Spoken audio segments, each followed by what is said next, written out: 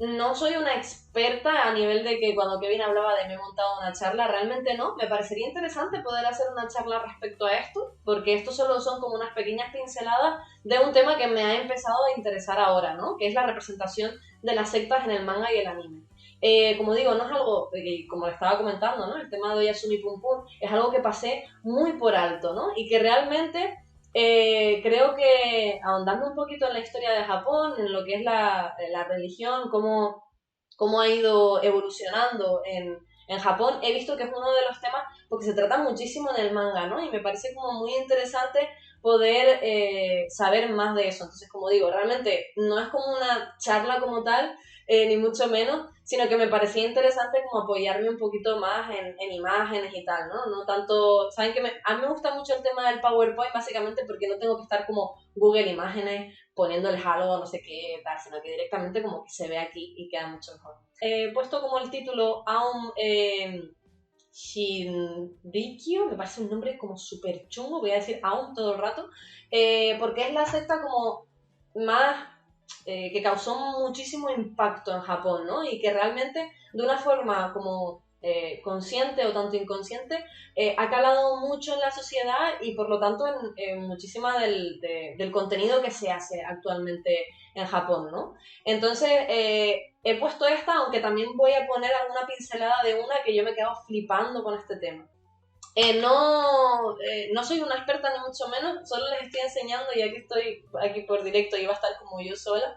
Les quería enseñar un poco de lo que estoy como friqueando básicamente, ¿no? Hay un momento en Japón en el que salen muchísimas sectas y es cierto que en Japón tenemos principalmente tres religiones, ¿no? Que es el sintoísmo, que me pareció muy curioso porque era la religión base en Japón, ¿vale? Y no le ponen nombre hasta que no llega el budismo, ¿vale? Antes era como algo que se daba por hecho.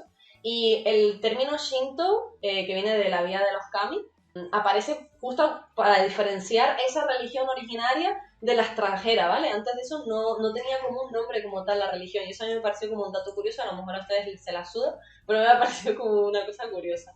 Luego ya sí que llega el budismo y hay una cosa que me parece interesante y es algo que se aplica muchísimo en muchísimas sectas, que es el tema de que al final, pues todo aquel que ha conseguido la iluminación se puede considerar Buda, ¿no? No es como quizá en el tema del cristianismo, que es como la religión que en realidad menos está presente en Japón, pero sí es cierto que muchas sectas, y eso lo vamos a ver, cogen algunos elementos del cristianismo, ¿no? Y de multitud de religiones. Porque también el término kami siempre había pensado también que era como muy del tema de Dios, ¿no? El Dios supremo y por eso sería, puse por ahí al siervo de la Mononoke y realmente kami pues se representa todo lo que sean espíritus y que tengan que ver con esa espiritualidad o incluso con los espíritus que poseen objetos sagrados, o sea, realmente es como un concepto muy amplio y además en el sintoísmo tienen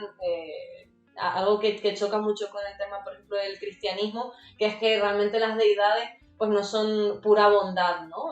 Al final están basadas en la naturaleza, entonces pues tienen una dualidad, ¿no? No es como simple ser buenos constantemente, ¿no? Que eso se supone que es como el cristianismo del Dios bondadoso. Historias de las religiones, de las mejores asignaturas del colegio. Es muy interesante en realidad. Lo quería comentar porque al final se nota luego en los elementos que hay en las sectas, ¿no? En Japón, que realmente no vamos a ver como una secta que solo sea sintoísta, budista, cristiana, ¿no? Sino que realmente como que por lo general tienen diferentes elementos. En el instituto teníamos un compañero de clase que su familia era testigo de Jehová, solo podía ir al Insti, al salir tenía que ir directo a casa, los fines no podía quedar, nunca venían las excursiones, al acabar la ESO desapareció. No lo encontré mucho tiempo después con su familia reclutando gente por la calle. Bueno, si querían ahondar un poquito más en el tema de las religiones en Japón, yo me lo empecé a leer, Religión y Espiritualidad en la Sociedad Japonesa Contemporánea, y te cuento un poquito, pues eso, cómo ha ido evolucionando todo Japón. Obviamente es un estudio que me he empezado a leer y que queda bastante, pero me gustaba dejárselos por aquí, por dejarles un poco de bibliografía, que soy un poco friki de dejar bibliografía normalmente. Bueno, Naoki Yamamoto es un autor que yo mencioné en otra ocasión, cuando hicimos el especial de Shuzo Shimi en el club de lectura, ¿vale? Que hicimos el club de lectura de Shino no es capaz de decir su propio nombre, y hablamos de Shuzo Shimi, y una de las principales influencias de Oshimi es Naoki Yamamoto, ¿vale? Es un autor muy, muy curioso. Empezó haciendo contenido adulto, aunque sus obras, aunque sean las que yo me he leído, son muy adultas igualmente, ¿vale? Cuando hablé de él y puse un aviso en plan escrito en TikTok y puse cuidado con sus obras, mucha gente le llamó eso la atención, entonces hice un vídeo en TikTok, pero sí es cierto que al final no les puedo hablar claramente de este tipo de cosas en TikTok porque a la mínima, muy, muy, muy, muy mínima, me bajan el vídeo. Sobre Naoki Yamamoto y por qué considero que es un autor con el que hay que tener cuidado directamente es que es muy explícito sexualmente. O sea, eh, el primer manga que me leí de él, o me intenté leer porque no me lo he terminado, es Thank You. Es un autor que por ahora no me ha calado mucho. Le quiero seguir dando oportunidades porque hay un manga que sí que me interesa bastante, que es Red, que va justamente de un grupo terrorista de Japón y de redadas, las redadas que se hacían en Japón con todo lo que fueron las manifestaciones estudiantiles, ¿no? Y además está centrada en lo que pasaba con los estudiantes, ¿vale? Entiendo que además siendo un señor bastante explícito, pues no se va a cortar en el tema de lo que pasaba con esos estudiantes, ¿no? Pues que eran detenidos o que huían o que incluso eran condenados a muerte, ¿no? Entonces es un manga que además recibió varios premios y sí que le tengo bastante interés. Esta obra, al igual, Red está basada en el Ejército Rojo japonés. Se ve que es un grupo terrorista, como digo, de Japón. Sí es cierto que se ve que tanto Aum, que es la secta de la que les voy a hablar un poquitito, ¿vale? Voy a dar algunas pinceladas sobre esta secta, y tanto el Ejército Rojo calaron muy fuerte en lo que fue Naoki Yamamoto en esa época, ¿no? Entonces hizo algunos mangas basados en esto, y en concreto Believers va a ir de 3 personas que están abandonadas en una isla, ¿vale?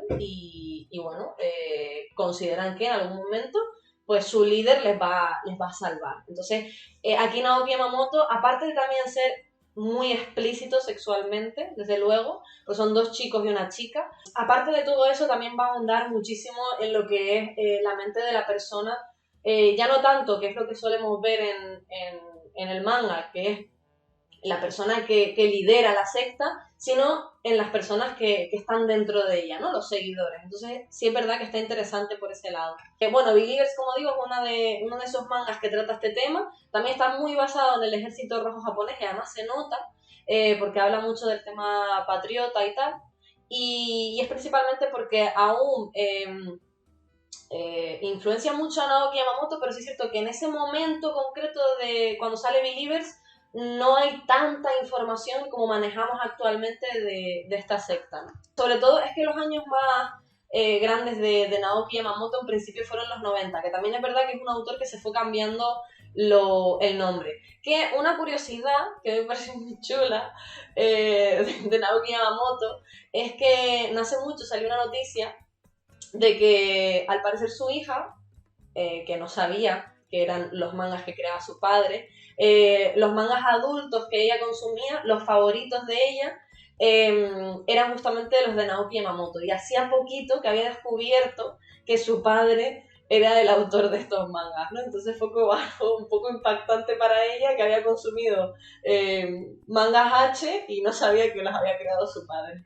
Hay un momento concreto que sí es verdad que hay como un boom de las sectas en Japón, ¿no? Sí, sí es cierto, no te estabas confundiendo. Y es que después de la Segunda Guerra Mundial, de por sí Japón siempre ha sido bastante abierta a todo lo que es las religiones, ¿vale? Es algo que no pasa nada en Japón por ese lado. Pero sí es cierto que después de la Segunda Guerra Mundial en concreto, hay un decreto de libertad religiosa. Esto de hecho va a ser un problema a la hora de ir en contra de cosas como que vamos a ver que hizo esta secta, ¿vale? Que como digo, voy a dar algunas pinceladas, pero realmente aquí tienen para, seguramente el podcast que estaban mandando por ahí dura horas, ¿vale? Porque realmente la información de todo lo que hizo esta secta es muy, muy amplia y tela, ¿vale? Pero este decreto justamente es un problema a la hora de ir en contra de los delitos que hagan las sectas e incluso disolverlas. El Ministerio de Educación habla de que en esa época, justamente cuando se hace el decreto, superan 3.000 sectas tenemos en Japón, o sea, así con ese boom, ¿no? Entonces, como digo, lo que se permite es que la mayoría se puedan registrar y por lo tanto tengan algunos beneficios legales, ¿no? Como ven aquí, que no me acuerdo quién era, que ya no lo recordaba, este es el señor que aparece en Oyasumi Pum Pum, con todo lo que es el tema de la secta, ¿vale? No sé si alguien se leyó Oyasumi Pum Pum y ahora quizá lo recuerda un poquito más, es Pegasus. Y bueno, desde luego Inuyasha no tiene como diferentes influencias para crear a Pegasus, pero sí es cierto que analizando un poco lo que es el perfil del creador de Aum, sí es verdad que podemos ver algunas similitudes, ¿no? En concreto, este señor era Shoko Asahara. em, Tiene una historia muy interesante porque no les voy a contar toda la vida de este señor, pero de por sí pues nace en un entorno pobre. Y es curioso porque luego las personas que va a intentar que entren en su secta siempre van a ser personas que tengan poder adquisitivo, ¿vale? Pero él nace en un ambiente de pobreza, sufre un glaucoma infantil que lo que pasa es que le deja ciego de un ojo, ¿vale? Solo de un ojo, pero aún así con esta condición va a un colegio para ciegos. Por el tema de glaucoma que sufre cuando es pequeño, va a una escuela para ciegos, pero realmente él no es ciego, ¿vale? Solo ha perdido visión en un ojo. Y esto, curiosamente, hace que tenga se pueda permitir abusar bastante de sus otros compañeros que sí son ciegos en el colegio, ¿vale? Hacía bullying, les robaba el dinero. Esto sí es verdad que no sé si haya luego influenciado, pero es cierto que me pareció curioso, ¿no? Que por simplemente perder la visión de un ojo ya directamente fuera a un colegio que era para ciegos. Y bueno, después de todo esto, cuando él ya sale, y esto sí que es importante, él intenta entrar en medicina, ¿vale? Pero la universidad no le deja por el tema de su pérdida de visión, no puede cumplir ese sueño, entonces empieza a dedicarse pues a la medicina un poco de forma ilegal. Se mete en la acupuntura, también empieza a explorar un poco pues, son las medicinas chinas, a nivel de que incluso en 1981 es detenido y tiene que pagar una cuantiosa multa por dedicarse a farmacéutico ilegalmente, ¿no? Bueno, la secta en concreto que crea este señor es la Verdad Suprema, ¿vale? Nace en 1984, iba a ser un club de yoga, curiosamente, pero de club de yoga, por supuesto, nada, ¿no? Doctrina filosófica y religiosa, por supuesto, que desde el principio quería ser una organización religiosa, ¿no? Ya cuando supera el tema del club de yoga, quería ser una organización religiosa registrada en Japón. Pero es cierto que le dieron algunos problemas para registrarla y no lo consigue hasta el 89, aunque es desde el 84 que la forma.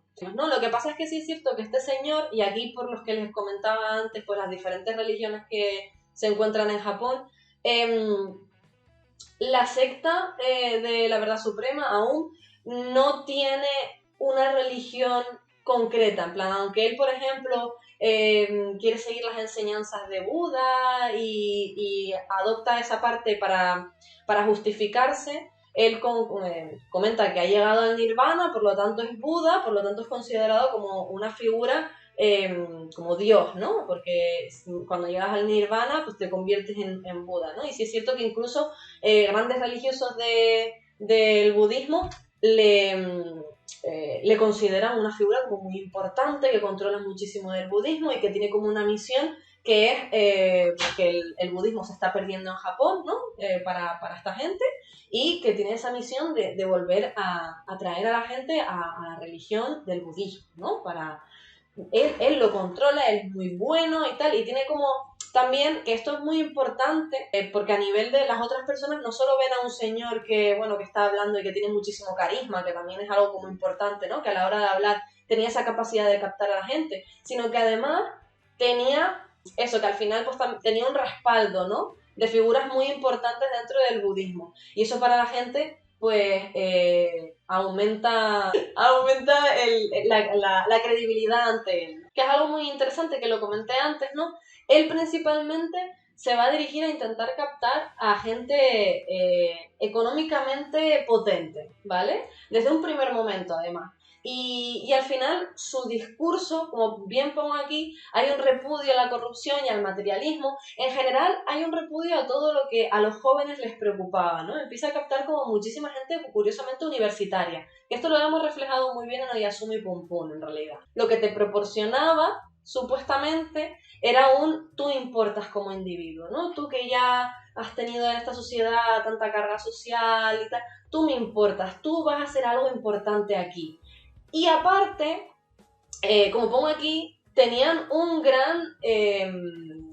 un tema de publicitario muy grande y que ya iba enfocado directamente a captar jóvenes. O sea, usaron muchísimo todo lo que es el contenido en manga y también, curiosamente, anime. Yo no sé cómo se verá esto aquí. No sé si se podrá ver aquí así tal cual. Pero, o sea, es muy gracioso.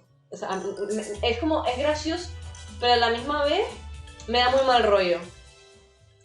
No voy a poner como la música muy alta. Pero bueno, miren esto.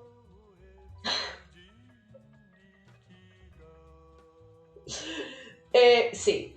Incluso lo podíamos ver, pues, creando sus propios animes. Esto es el opening, ¿vale?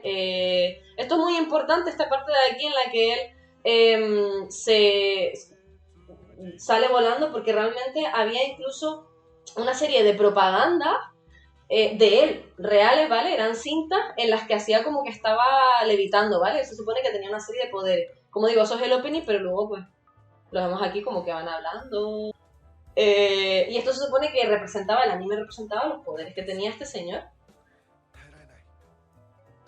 ¿no? Y pues la gente... Esto se supone... Ay, es que como que da gracia, pero da mal rollo a la vez, no sé. En fin, y bueno, ven, mira, aquí lo vemos ya él. Como ven, es que, como digo, el anime al final era como muy centrado en el tema de la propaganda, ¿no? Esto tenía un nivel... No son los únicos, ¿eh? Y esto me pareció interesante, justamente lo que comentaba, creo que era Roncom, el tema de Capitán Urias, que justamente el otro día vio este anime.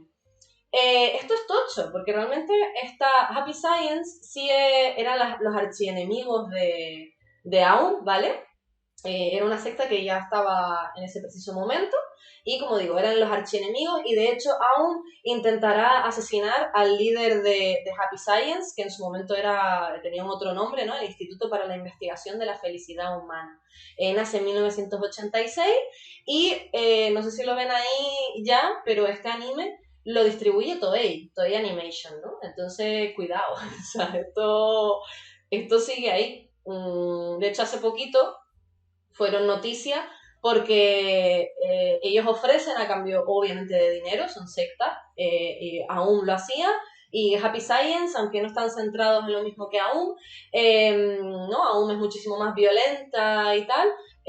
Happy Science al final, y hay gente tocha metida en el tema del anime, ¿no? Hay bastantes producciones, como pongo ahí. La más interesante quizás es la de Law of the Sun, que es en la que les cuenta un poco cómo, cómo nace el humano en la Tierra. Similar un poco quizás a la cienciología, pero yo creo que está mucho más elaborada, ¿no? Lo he visto como un poquito más elaborado. Realmente, pues el señor que la fundó considera que es un ser que ha alcanzado el nivel de Buda y que aparte, pues, hay como algún elemento de él que vino en plan modo extraterrestre o algo así, ¿no?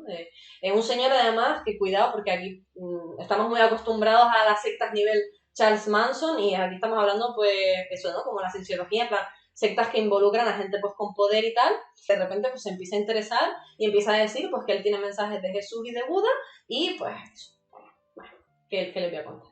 Contenido de todos tipos, ¿no? Realmente es una forma como muy inteligente de acercar tus opiniones sectarias a la gente joven, ¿no? o en general, un anime, live actions y tal, sobre cómo se crea tu secta, cómo se supone que es lo que tú defiendes. Estos, como digo, son los archienemigos de AUM y son famosos incluso actualmente, ¿vale? Tienen, incluso han llegado a Estados Unidos, o sea, realmente que están por bastante muchos sitios y hace poquito pues se hicieron famosos en el tema de que, bueno, si das una serie de contribuyes económicamente, se te dan unas vacunas espirituales que te van a proteger del COVID, ¿vale? O te van a quitar el COVID. Aquí he puesto como un pequeño resumen de muchas de las cosas que hacían, pero realmente de aún todo lo que se puedan esperar, ahí está, ¿vale? Él empezó a decir pues que sus seguidores para llegar espiritualmente y tal, se tenían que hacer té con su pelo, tomaban sangre de él, bueno, unas locuras increíbles, lo siento, pero es que unas cosas, uff. Y claro, empiezan también a tener prácticas extremas a la hora de intentar entrar. Esto pasa realmente en muchas de las sectas, ¿no? Que cada vez se piden cosas más extremas para poder entrar en el grupo. De por sí es una forma de funcionar de los grupos, ¿vale? Cuando un grupo se acaba de formar, Psicología Time, cuando un grupo se acaba de formar, en general, ¿vale? Ya no estoy hablando de sectas, en plan, un grupo que nosotros formamos, es mucho más abierto, porque claro, en este preciso momento necesitamos gente. Pero ya cuando empiezas a crear las normas del grupo y tal, te empiezas a cerrar un poquito más y empiezas a ser muy selectivo con la gente que entre. Piensen en grupos de amigos, en plan, cuando ustedes llegan nuevos a un colegio, a un instituto, a la universidad, es mucho más fácil hacer un grupo. Pero luego, cuando ya tienen ese grupo formado de los primeros días, que una persona que llega el mes que viene, nueva a la universidad, que entra a tu grupo es un poquito más difícil, ¿no? Eres un poquito más selectivo con esa persona que en un primer momento no lo eras, ¿vale? Pues como digo, esto es básico de la formación de los grupos. Pues imagínense a nivel secta, ¿no? Bueno, empieza a hacer prácticas cada vez más extremas para que la gente pueda acceder a la secta. Ya sea que tengan que estar encerrados y bajo tierra muchísimo tiempo, tienen incluso que estar aguantando la respiración, bueno, sí, como electroshock, ¿vale? Aplicados, o sea, unas movidas muy chungas que incluso acaban pues con gente que intenta entrar fallecida, ¿no? Y ya no solo la gente que intenta entrar fallecida, sino también la gente que intenta salir fallecida. Esto también, de repente, ¿no? Todo como muy encubierto, por eso he puesto Happiness aquí, porque no les quiero destripar Happiness, pero sí es verdad que hay un momento interesante en el que se representa una secta y se hacen cosas como un poquito turbias, ¿no? A nivel de tanto de salir como entrar de este grupo. Entonces lo he puesto por aquí porque el caso de Sakamoto en concreto, este señor era un abogado que está dentro justamente de la secta y empieza a ver algunas cosas un poco extrañas que no le cuadran demasiado y dice, pues a lo mejor la denuncio. Desaparece, tanto él, está aquí abajo, ¿vale? En la fotito que está justo debajo de Happiness era el señor con su familia, su mujer y su hijo. Los dos fallecen y hasta dentro de 6 años no son localizados, obviamente, fallecidos, ¿vale? Como bien habían comentado en el chat, había muchísima gente científica, médicos. Recuerden que el creador de la propia secta estaba muy interesado en la medicina e intentó entrar en medicina, ¿vale? Entonces esto es algo que se nota muchísimo dentro de esta secta. Obviamente las formas en las que asesinan normalmente van a tener siempre que ver pues, con algún tipo de producto químico. La secta al principio va a intentar hacer una serie de atentados, ¿vale? Ya no solo el de contra la boda del príncipe Naruhito, que eso será en el 93, pero ya antes habían intentado en diferentes lugares hacer algún tipo de ataque, siempre como digo, pues a nivel químico, ¿vale? Incluso intentaron en una zona muy alta, ¿vale? En un tejado, empezar a echar esporas de anthrax, ¿vale? Empezaron como a intentar intoxicar a la gente, o sea, no se cortaban un pelo.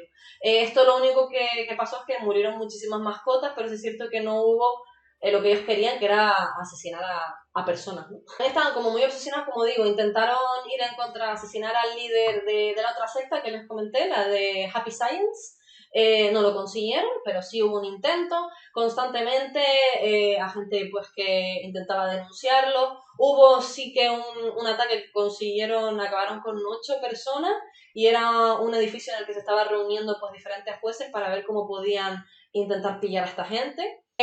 Y además estaban muy centrados en intentar acabar con la vida de quienes estaban dentro del grupo de víctimas. Eh, Obviamente había una asociación que formaba pues este grupo de víctimas de la secta, tanto gente que había conseguido salir. La gente que conseguía salir, por lo general, se tenían que ocultar, ¿vale? Y cuando descubrían que tenían algún tipo de familiar, esto, hay algún caso, en concreto de una chica que consiguió salir de esta secta, raptaron al hermano para intentar sacarle información de dónde estaba esta chica que se había fugado, a ver dónde estaba esta integrante de la secta que se había fugado, y acabaron con la vida del hermano, ¿no? Porque le empezaron, ellos tenían, como digo, muchos químicos, tenían muchísimas drogas y dentro de, pues, al empezar a administrarle pues todo este tipo de drogas, pues al final acabaron con la vida del hermano de esta chica, ¿vale? Y bueno, ella sí consiguió sobrevivir. Pero como digo, siempre intentando ir en contra de, muchas gracias, siempre intentando ir en contra, por supuesto, de los supervivientes de la secta. Y todos los que intentaran investigarlo o intentar denunciarlo, todo intentaban siempre algún tipo de atentado contra la vida de esta gente. Les pongo aquí fotografías para que vean el nivel de infraestructura que tenía esta gente. El helicóptero ese que está ahí, ¿vale? Se lo encuentra la policía, pero tenía como objetivo liberar sustancias químicas, ¿vale?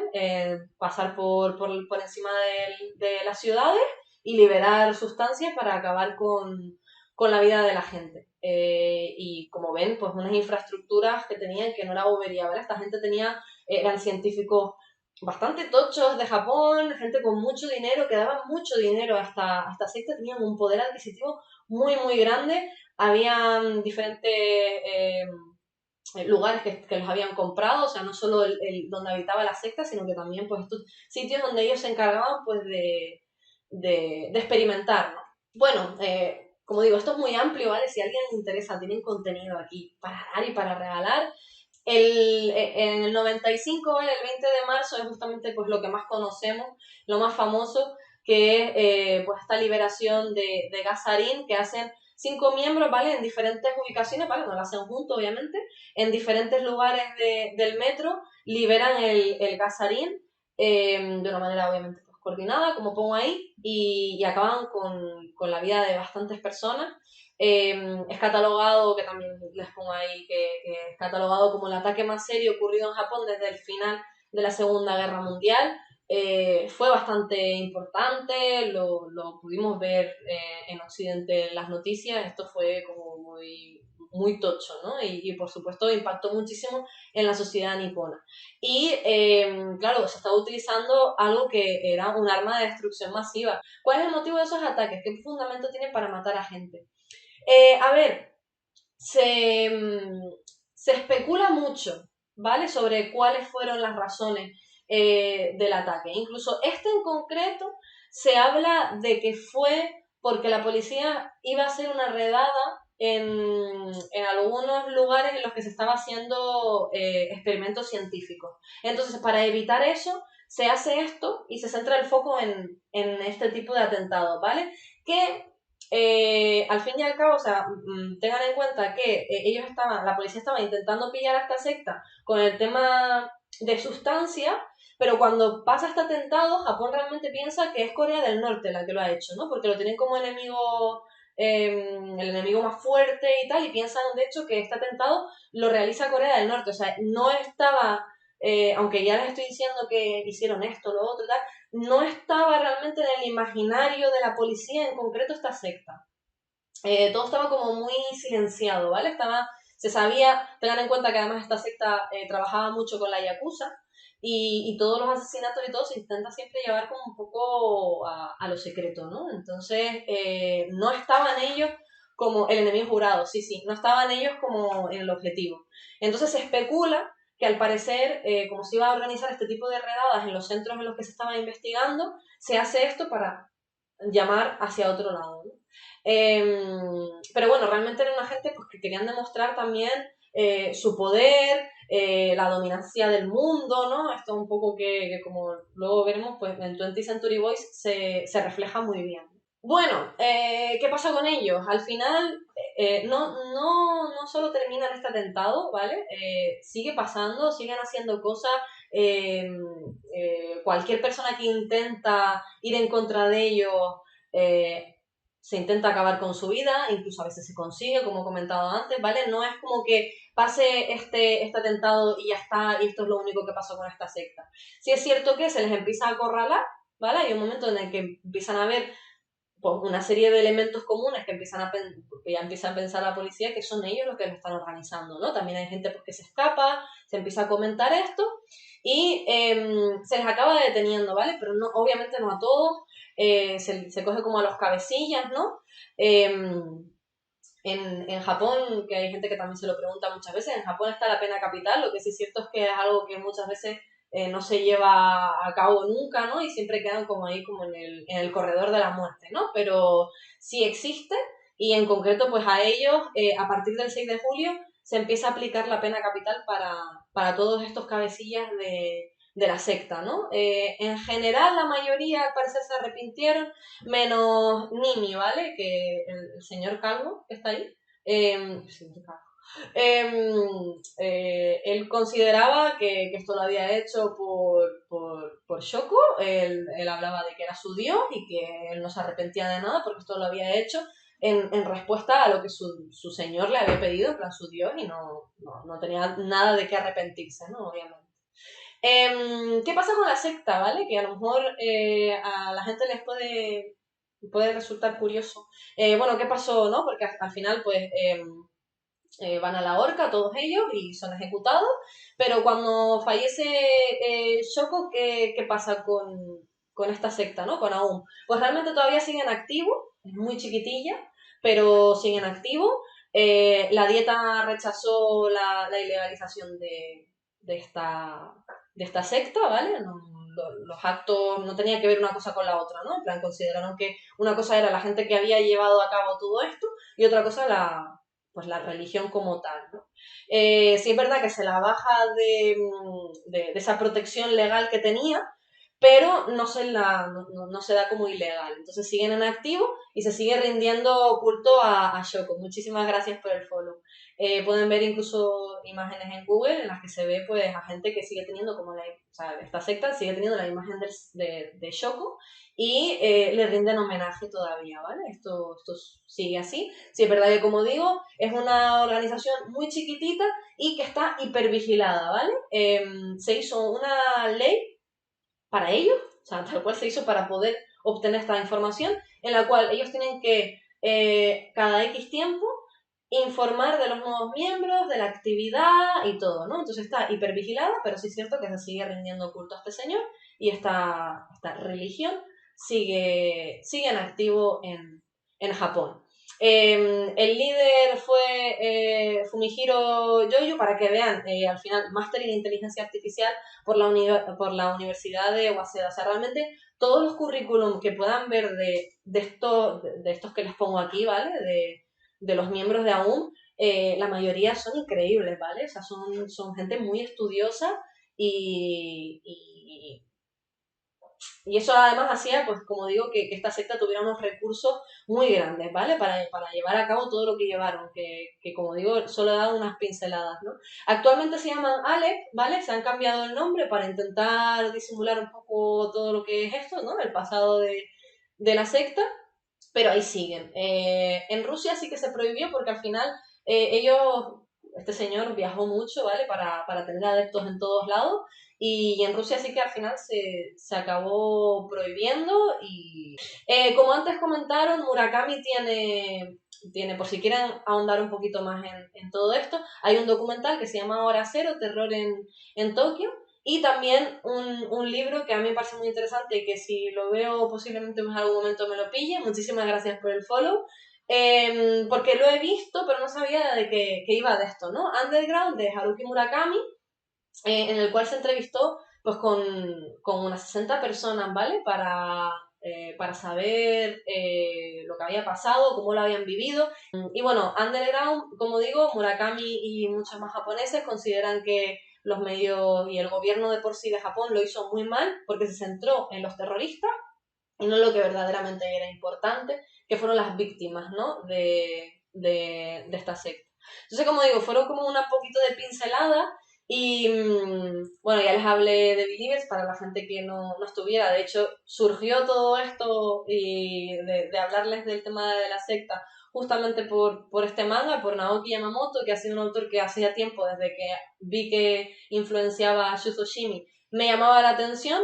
Sí es verdad que en este preciso momento porque ven, ¿no? El 6 de julio de 2018 es cuando se empieza a aplicar la pena capital a estos señores, ¿vale? Entonces, cuando se hace el manga de Believers, que lo vimos antes, que es el 99, ¿vale? Todavía no se sabía mucho sobre esta secta, ¿no? Sí es verdad que se sabía pues algunas cosillas, pero todavía todos estos secretos, toda esta confirmación de tantos crímenes y tal, no se sabía. Entonces, claro, Naoki Yamamoto se puede basar en la secta hasta un punto. Entonces también aplica mucho lo que pasó con el Ejército Rojo Japonés, que eso ya para otro día. Pero hay otros mangas, ¿no? Este del que ya les ha comentado Kevin, 51 maneras de proteger a tu novia. Son todos autores que al final siempre les gusta mostrar este tipo de temas, ¿no? Furuya siempre ha ahondado mucho en lo que es la maldad humana, sobre todo, ¿no? En la psique humana y siempre enfocado un poco en el tema de la maldad. En 51 maneras de proteger a tu novia, que se lo ha leído Kevin, no yo, pero cuando estuve hablando de este tema con él me dijo de meterlo. Hay incluso un artículo que me ha parecido muy interesante y por eso ahora me la quiero leer, de que justamente es el momento en el que hay catástrofes naturales y tal, que la gente está como muy vulnerable a poder entrar en sectas y hay que tener cuidado. Esto también se aplica incluso a la secta que acabamos de ver, ¿no? Porque al final están llevando a cabo una serie de actos terroristas que ellos obviamente no dicen que son ellos y en este momento de la gente frustrada y caótico completamente todo lo que está pasando, ellos se pueden aprovechar para captar a la gente, ¿no? Porque están en su momento más débil mentalmente. Y la secta siempre se va a aprovechar justamente de eso, ¿no? De la debilidad de la persona. Yo te voy a dar como grupo, ven aquí porque yo te voy a dar lo que te falta como individuo. ¿Qué es lo que te falta? Averiguo qué te falta y te lo aplico en mi discurso y te vienes para acá. Entonces, en 51 maneras de proteger a tu novia, justamente en el artículo hablan de esa vulnerabilidad que tienen las personas cuando hay algún tipo de catástrofe natural. Otro manga, obviamente, y ya les había hablado bastante de él, es de Buenas noches, Pum Pum, ¿no? De Inio Asano. Asano habla muchísimo del tema de lo de las sectas, también mete muchísimo el tema de extraterrestres, que antes lo estaban comentando por el chat, por supuesto. Yo creo que Asano ha tocado prácticamente todo lo que un japonés se ha planteado a nivel crítica social. Pero también es cierto que tanto la Happy Science como AUM se intentaron presentar en elecciones. Lo que pasa es que no tuvieron como muchos votos y cuando preguntaban por qué el tema de matar a la gente, cuando AUM se presenta a elecciones y gana muy poquitos votos, hay un enfado muy grande. O sea, el tema de los atentados más violentos, después de este fallo a nivel elecciones, de los personajes más locos que tiene Inio Asano, y me la quiero volver a leer porque, como digo, esta parte la pasé muy por encima, ¿no? Y de hecho había gente en el chat que ni se acordaba de esto. Y cuando he visto algunos paneles, he dicho, creo que este señor era como un poquito más interesante de lo que quizá yo cuando me leí Pum Pum, que lo que me interesaba era Aiko y Pum Pum, tenía en mi mente. Cosas que comparte esta obra con la secta de la que hemos hablado. Universitarios de clase alta.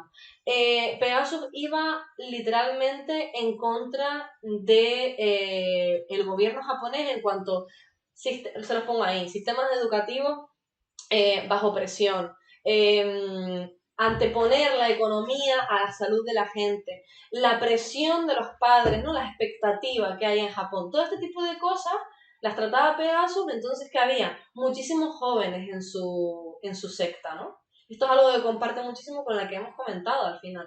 Eh, un objetivo que al final pues son eso, los universitarios, los jóvenes. Eso, al final se aprovechan de la desilusión de las personas. De la desilusión en concreto, en este caso que pasaba con Pegasus, muy similar al líder de AUM, de la desilusión en ese momento de las personas. La secta aparece como el milagro, como yo te voy a salvar. Todas estas cosas que te están preocupando, yo les voy a dar solución, confía en mí, ¿no? Además, Pegasus y el líder de AUM también comparten esa forma de ser tan carismática. Al final, un tipo de discurso, en un primer momento nosotros lo vemos en el manga y decimos, madre mía, qué locura. Pero su discurso suele ser como muy llamativo. 20th Century Boys, como digo, tenía que acabar con esta obra porque al final es la que más representa el tema de las sectas. Cuando hablamos de secta en el manga, es probablemente, si la gente lo conoce, la primera que le viene a la mente, ¿no? 20th Century Boys de Naoki Urasawa.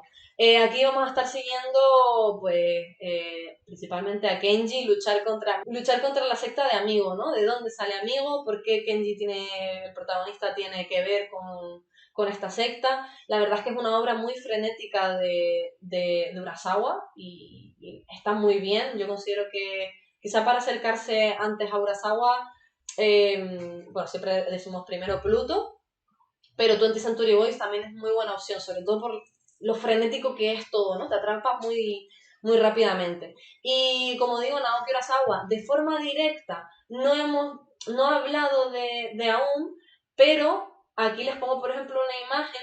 Esto es lo que les comentaba antes, porque antes vimos, para la gente que no estaba, vimos un trocito del anime, ¿vale? Que utilizaba la secta Aum, ¿vale? Este anime de aquí. Y él estaba como muy enfocado en representar sus poderes, ¿vale? Los poderes que tenía él. Pues no solo lo representa realmente en el anime, ¿no? También lo representa en una serie de cintas que obviamente pues son fake, en el que como ven pues se va a representar como que está levitando, ¿no? Que realmente tiene poderes. Esto es algo que conecta muchísimo con Amigo, ¿no? Es un gurú que aparte conecta también con el líder de Aum en cuanto a poseer la verdad absoluta y además el líder de Aum, él podía liberarte de los pecados. Esto es algo que también enlaza muchísimo con Amigo. El líder de Aum, en cuanto a carisma, quizá el aspecto físico, todas estas cosas que él podía hacer y tal, justamente lo hemos representado en 20th Century Boys de la misma forma, ¿no? El levitar, todos estos poderes que tiene y también esa capacidad de perdonarte los pecados, ¿vale? Si él quería, esa capacidad de Dios principal y todo esto, que además también tenían como ese objetivo de intentar dominar el mundo, ¿no? Porque realmente aún sí que quería ser como una dominación global muy intensa y que querían incluso llevar a cabo esta dominación por la fuerza, ¿no? Utilizando todas esas armas de destrucción masiva que incluso pues, consiguiendo helicópteros para intentar esparcir todo ese producto químico. Hacían un montón de movidas muy preocupantes, ¿no? Y en 20th Century Boys, pues al final, como digo, este líder, aparte del tema de los pecados, de los poderes, también es él el que posee la verdad absoluta. Y esto lo introduce muy bien en sus seguidores, nivel de que estábamos viendo de que la secta de Aum sigue estando en activo en Japón y hay gente que sigue rindiendo culto a este señor que fue condenado a muerte. Y bueno, pues por supuesto en 20th Century Boys el tema de grupos terroristas y algo que es muy interesante y es lo que comenté en Believers, ¿no? Que normalmente como que está muy centrado, todo lo que es el contenido sobre sectas está muy centrado en el líder y quizás abandonan un poquito más a los seguidores, lo dejan como un poco que si hubiera una mentalidad colmena, cuando realmente lo que sabemos es esta idea de perder la individualidad ante el grupo es una idea muy antigua de la psicología, ¿vale? Actualmente eso no se apoya, realmente es lo que se entiende actualmente en la ciencia es que nosotros seguimos siendo conscientes de nosotros mismos, ¿vale? Lo que pasa es que muchas veces la gente justifica que el otro lo hizo y que somos un grupo, justificas tus actos de esa forma. Pero realmente tu individualidad, tú no has perdido tu personalidad, tu capacidad de pensamiento sigue ahí, ¿vale? Entonces, esto es algo interesante en 20th Century Boys porque al final hay un trato de la responsabilidad de los seguidores de la secta, ¿no? No solo vamos a ver amigos, también vamos a ver a otros personajes que tienen muchísimo que ver dentro de la secta. No sé si les ha gustado, como digo, era un poco eso, que no soy como ninguna experta, ni muchísimo menos. Era algo que me interesaba comentarles, pues un poco lo que estaba averiguando y con lo que estaba bicheando un poco, ¿no? Ya que hoy estaba yo sola en el stream, me interesaba como contarles en plan a nivel friki, ya que tampoco le puedo como desarrollar muchísimo a Kevin esto, ya que está de examen, supuestamente. Me interesaba como comentarlo con ustedes, ¿no? Hablarles de algunos mangas que son interesantes y sobre todo de esta secta que al final, bueno, obviamente cada año se sigue recordando a las víctimas, es algo que impactó muchísimo en Japón. Nos vemos en Discord, en TikTok, en Instagram, en todas las demás redes y hasta aquí todo por hoy.